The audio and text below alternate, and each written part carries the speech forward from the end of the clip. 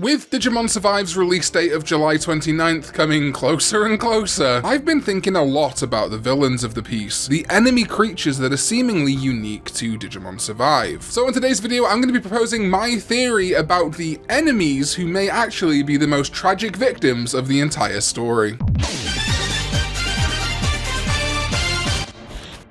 Warning, this video contains information from trailers and interviews from Digimon Survive that may contain spoilers. Also, if the prediction in this video is correct, it may spoil a huge twist in Digimon Survive. Viewer discretion is advised. What is up, everybody? Welcome back to another video, and yes, another Digimon Survive theory. I've been diving deeper into interviews with Habu and the brand new gameplay feature that came out at RuliCon, which happened between me writing and going to shoot this video, and luckily doesn't contradict anything I said for once. Time after time is a cruel mistress, but yes, it is Map Pack Karn time again. Get Karn EX. For the longest time in Digimon Survive, we only really saw enemy units, things like Fangmon. But recently this year at Digimon Con and in elaborated trailers since then, we have started seeing these strange little creatures, who seem to be some sort of recurring enemy in the game. We don't know at this point whether they're there from the start, whether they're there from a certain chapter, etc., but we probably do know what they are, and that is from this blurb of the game. While taking part in an extracurricular history studies camping trip, Momotsuka Takuma visited a shrine that performed rituals surrounding the Kemonogami, which translates basically to beast gods, from a local belief that was passed down in the region, along with his friend Hyuga Minoru and Shibuya Aoi, who was a year older than them and from a different school. The legend of the Kemonogami dates back from the Kamakura period. It is said that a powerful clan from that period borrowed the power of a beast-like god that resided in the mountains, and although they became prosperous, they incurred his wrath and were wiped out. The locals who feared the wrath of the Kemonogami used to offer their children as sacrifices to it. Although that tale was from long ago, the shrine is still used for rituals in the region, and it is said that when children enter it, they end up being spirited away. And that is very interesting to me, that not just a whole village, but also the subsequent children of that village seemingly got wiped out or taken away by the Kemonogami. Much like the original Digimon Adventure that Digimon Survive is based on, we have not seen so much as one human besides the main cast in the digital world of Survive. But we do have the anime opening that was shared a couple of years ago now, and we see that something does befall this old man. He is walking out into the woods and these red eyes light up before something bad befalls him. Based on the description of the Kemonogami and now the look of these creatures in Digimon Survive, I am almost entirely certain that they are one and the same, and they are the things that take away humans, and specifically human children. But the interesting thing is, throughout all of the footage we've seen of Survive so far, and admittedly it has been reasonably brief, we have not seen a single human body. We know that human death is a huge part of Digimon Survive, or at least will be a factor to it. From what Habu has intimated, you can lose human and Digimon partners along the way. We're 2 months away from release at time of publishing, and we still don't know the exact nature of these creatures. Survive is going to explore dark tones of death, self-harm, etc. And it is also said that Digimon act as something of the other half, or the soul of humans. The idea that humans and Digimon are not completely different creatures, but rather two different types of biological life that get to meet in the middle of this kind of digital world, which isn't always there. Habu describes it: the game's mysterious world is different from the digital setting in previous Digimon titles. Also, the world in Digimon Survive is a transient place that disappears as people forget its existence, which is super interesting that it is so reliant on people to kind of exist. That connection again between human and Digimon, and perhaps what will end up being the blurring of that line between human, monster, and god. Habu has experimented with this concept in Cyber Sleuth with the Eaters. Spoilers for Cyber Sleuth, click ahead to this timestamp. He likes the idea of melding the line between what is an enemy and a monster, and what is a monster and a human, and he also likes to create monsters that are unique from Digimon themselves. And we see that with a few Eaters in Cyber Sleuth, from the humanoid mode one, to the Errata Eater, Eater Adam, Mother Eater, and the Eater Eve, which takes over Yuko. Habu is constantly thinking of both Digimon Adventure for this project, but also looking back at his past exploration in video games. What Digimon are on a life form level, how they relate to humans, and what that step in between might be. And while also a lot of his musings on Cyber Sleuth will probably end up in the next Digimon story game, I don't think that it's going to be in isolation, and I do think a lot of those ideas are going to be in Survive. If we consider Digimon Survive to be a dark reimagining of Digimon Adventure, perhaps instead of Dark Gears taking over Digimon, providing the enemies in this scenario, it is instead the Kemonogami Kemonogami, the darkness of these yokai taking over Digimon. If we look at this Rubicon trailer of Dokugamon, it looks to me like a Kemonogami has possessed Dokugamon, and again that would make a ton of sense. Because Survive is taking a ton of cues from Digimon Adventure, transliterating the dark gears to a sort of yokai possession makes so much sense to me, but I don't think that's a dark enough twist for this game. And so if humans and Digimon are kind of counterparts to each other, two halves to a soul, it would make a ton of sense that the Kemonogami, who are able to borrow their power, their beast-like god powers, to humans, would also then be able to possess those humans, and that is perhaps the wrath that wiped out the village. The fact that children are spirited away and something is about to happen to the old man in that Digimon Survive anime opening, to me indicates that the Kemonogami aren't just interested in Digimon, but also humans. And so while I don't believe them to be inherently evil necessarily, I do think that some of those Kemonogami that we're going to fight in Digimon Survive may have originally been